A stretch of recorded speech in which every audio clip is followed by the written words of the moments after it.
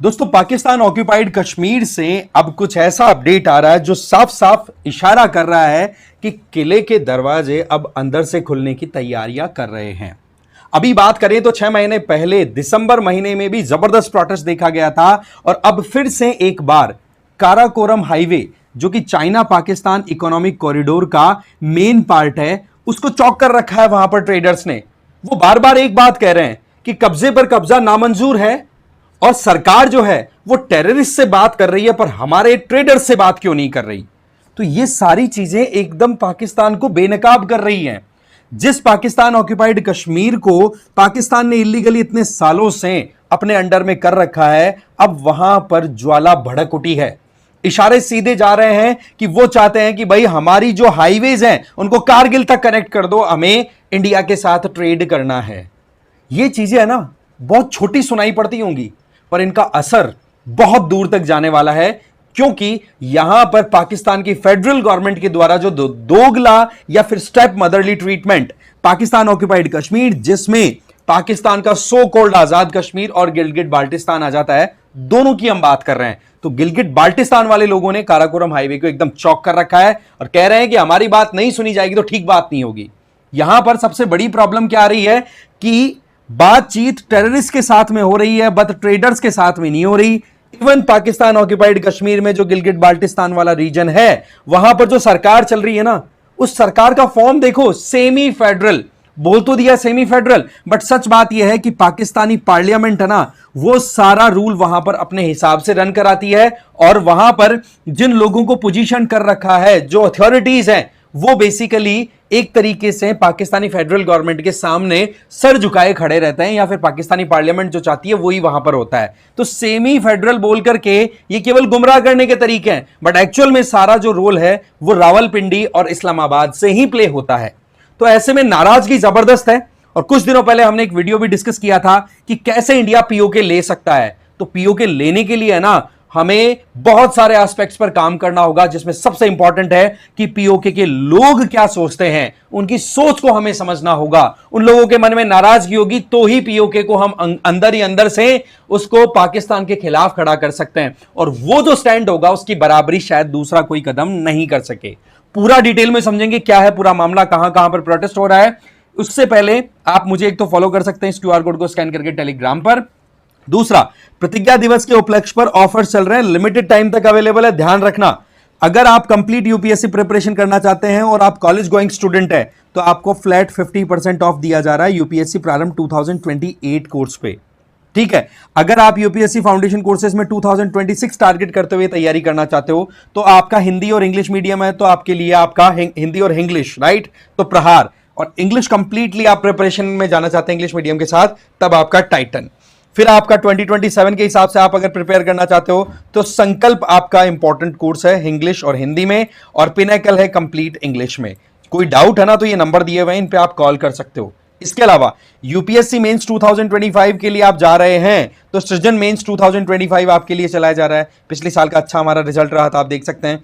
सृजन मेंस में कुछ ना कुछ इनिशिएटिव्स ऐसे होते हैं जो आपको हेल्प कर जाते हैं। इसके अलावा 2026 का आप टारगेट ले रहे हो, फिर उसमें टेस्ट सीरीज लेना चाहो तो उसमें प्रीलिम्स और मेंस दोनों इंक्लूडेड रहेंगे, तो उसमें आप देख सकते हैं सृजन 2026 प्रीलिम्स और मेंस आपका कोर्स अवेलेबल है। और top of everything, offline batches पर भी आपको 50% तक की ऑफ दी जा रही है। लिमिटेड टाइम तक का ध्यान रखें। ऑफलाइन बैचेस हमारे कहां पर अवेलेबल है, देखो हमारे सेंटर्स हैं मुखर्जी नगर, लखनऊ, पटना, प्रयागराज, जयपुर, इंदौर, करोल बाग। इनसे संबंधित आपको कोई डाउट है तो आप इस नंबर पे कॉल कर सकते हो 9920613613, राइट। तो बिल्कुल भी देरी मत करो भाई, ज्वाइन कर लो अपने रिक्वायरमेंट के अकॉर्डिंग। तो बात कुछ ऐसी है कि चाइना पाकिस्तान इकोनॉमिक कॉरिडोर का एक बहुत बड़ा हिस्सा आपको ध्यान है, जो जिसको बोला जाता है क्राउन जेवल ऑफ सीपीईसी, जिसको काराकोरम हाईवे के नाम से जाना जाता है, वो गिलगिट बाल्टिस्तान वाले रीजन से होकर गुजरता है। बट क्या हो रहा है कि वहां पर सरकार इतना ज्यादा टेररिस्टों के साथ में एंगेज कर रही है कि ट्रेड को भूल रही है, अपने ही देश को आग लगाने में लगी पड़ी है। अभी लेटेस्ट अपडेट आया है कि पाकिस्तानी सरकार के द्वारा, पाकिस्तानी पार्लियामेंट के द्वारा जो डिफेंस है उस पर खर्चा और ज्यादा किया जाएगा, चाहे लोगों के पास में आटा ही ना पहुंच रहा हो, चाहे आलू प्याज टमाटर 100 सवा 100 150 रुपए किलो बिक रहे हो, 300 रुपए किलो बिक रहे हो, पर उनको कोई फर्क नहीं पड़ता, बस उनको डिफेंस चाहिए। क्यों? क्योंकि फॉरेन पॉलिसी में एक ही तो टारगेट है कि हमें तो इंडिया का बराबरी करनी है, उसके अलावा और कुछ आना जाना उनके पास में है नहीं, ना उनको कोई लेन देन है। अब क्या है कि काराकोरम हाईवे के थ्रू पाकिस्तान में बहुत सारा कंसाइनमेंट चाइना का आता है, और उस चीज को यहां पर गिलगिट बाल्टिस्तान के लोगों ने जब से चौक कर रखा है, पाकिस्तान में ट्रेड और ज्यादा उल्टे मुंह गिरता हुआ दिखाई पड़ रहा है। और ये जो गिलगिट बाल्टिस्तान है, आपको पता है पाकिस्तान ऑक्यूपाइड कश्मीर का ही पार्ट है। और सबसे बड़ी बात क्या है यहां पर, बड़ी आयरनी, कि जिस पॉलिटिकल पार्टी की सरकार फेडरल गवर्नमेंट इस्लामाबाद से ऑपरेट कर रही है ना, उसी पॉलिटिकल पार्टी की सरकार वहां पर रूल कर रही है गिलगिट बाल्टिस्तान में, पर कोई सुध नहीं ली जा रही। तो ऐसे में जो PMLN है, जो नवाज शरीफ वाली पार्टी है ना, उसके अंदर के अंदर भी कलेश होते हुए दिखाई पड़ रहे हैं पाकिस्तान ऑक्यूपाइड कश्मीर में, कि भाई हमारी तरफ तो सरकार बिल्कुल भी एकदम ध्यान ही नहीं दे रही है। ये देख सकते हो आप, ये वाला रीजन तो देखो हमारे एडमिनिस्ट्रेशन में है। अक्साई चिन चाइना ने ऑक्यूपाई कर रखा है। सक्शगम वैली वाला रीजन जो पाकिस्तान के पास था, पाकिस्तान ने चाइना को दे दिया अपनी ऑल वेदर फ्रेंडशिप को इंश्योर करने के लिए। और ये गिलगिट एजेंसी होगी, ये बाल्टिस्तान एजेंसी। तो ये मोटा मोटा ये वाला एरिया तो गया गिलगिट बाल्टिस्तान, और इसको वो लोग बोलते हैं पाकिस्तान वाले आजाद कश्मीर। तो ये जो एरिया है, ये पूरा का पूरा अभी के टाइम पे पाकिस्तान एडमिनिस्ट्रेड है। बट यहां पर मैंने आपको बताया कि किस तरीके के मैकेनिज्म के बेसिस पे काम चलता है। तो जो डिमांड है ना ट्रेडर्स की, वो ये है कि भाई चाइना से जो भी कंसाइनमेंट काराकोरम हाईवे से होता हुआ आता है, उसको आप कस्टम क्लियरेंस क्यों नहीं दे रहे हो, उसको क्यों रोक रखा है। वहां पर एक ड्राई पोर्ट है, आप यहां पर देखिए, ये रीजन आ गया यहां से K2 की अगर एग्जैक्ट लोकेशन यहां पे देखोगे तो आपका मोटा मोटा K2 का लोकेशन ये है, ठीक है। यहां से आप इधर जा रहे हो, इस रीजन की हम बात कर रहे हैं, जिसको मैं यहां पर सर्कल में बना रहा हूं, ठीक है ना। तो यहां पर ये एक ड्राई पोर्ट है सोस्ता, और यहीं से ये काराकोरम हाईवे एंटर होता है। सोस्ता ड्राई पोर्ट पर पिछले 6 महीनों से गिलगिट बाल्टिस्तान के ट्रेडर्स के कंसाइनमेंट को क्लियरेंस ही नहीं दी जा रही है। इससे क्या हो रहा है कि उन लोगों का जो कंसाइनमेंट चाइना से आया हुआ है, वो या तो बिगड़ गया, एक्सपायरी डेट उसकी निकल गई है। दूसरा, वो ड्राई पोर्ट के ऊपर इतना सारा कंसाइनमेंट रहता है तो उसके चार्जेस भी तो लगते हैं, फ्री में कौन रखने देता है। ऐसे हालात वहां पर कर रखे जो कि बिल्कुल एंटी ट्रेड बनता हुआ है, जबकि प्रो टेररिज्म वहां पर काम चलता हुआ दिखाई पड़ रहा है। तो हो क्या रहा है कि नगर, हुंजा और गिलगिट, ये जो एरिया है यहां पर लगातार, ये देख लो हुंजा नगर, ये गिलगिट वाला रीजन है ही, यहां पर लगातार प्रोटेस्ट हो रहा है। और कुछ भी हो, वैसे में ट्रक्स को इनको बिल्कुल पास नहीं होने दिया जा रहा है। और स्लोगन देखो आप तो, कब्जे पर कब्जा नामंजूर, वी रिजेक्ट रिपीटेड ऑक्यूपेशन।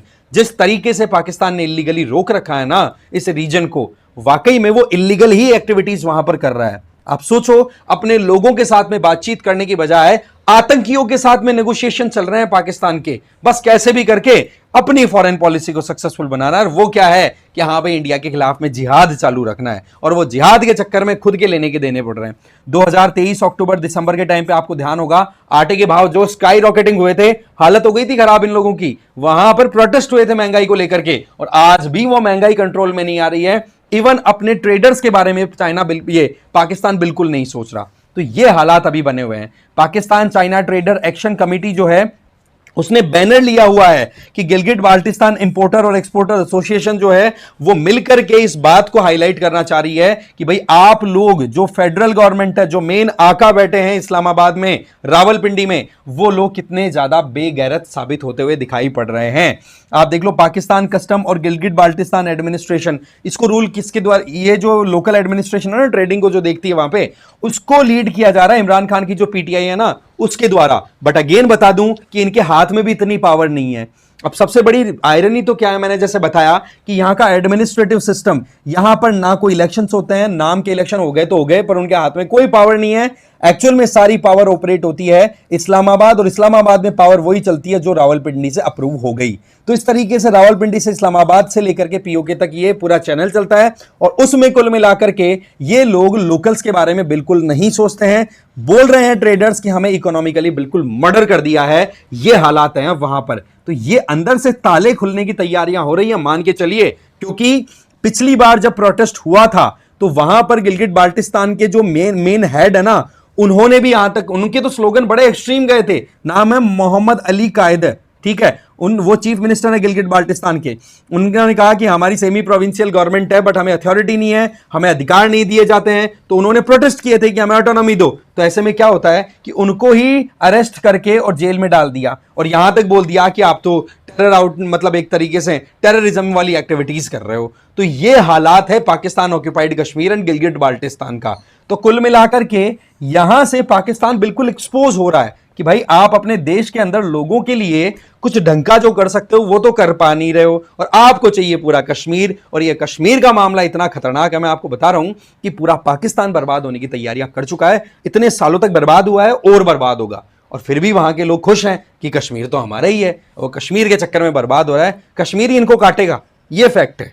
तो अभी तक ये अपडेट आई थी तो सोचा आप लोगों के साथ शेयर किया जाए। बाकी एक चीज ध्यान रखना, किले के दरवाजे, फोर्ट के हमेशा दरवाजे अंदर से ही खुलते हैं, सीधा आप दीवारें नहीं तोड़ सकते हो, आपको अंदर से कमजोरियां निकालनी पड़ेंगी, और वो कमजोरियां अब धीरे धीरे अक्यूमुलेट हो रही है पाकिस्तान में। अब आप देख लो ये प्रोटेस्ट करने वाले लोगों की लंबी लाइन कितनी लंबी है, शो करती है एक तरीके से इनके डिस्ट्रेस को शो करती है, ये कितना ज्यादा परेशान है। ठीक है, मिलते हैं एक और वीडियो में। Thank you very much.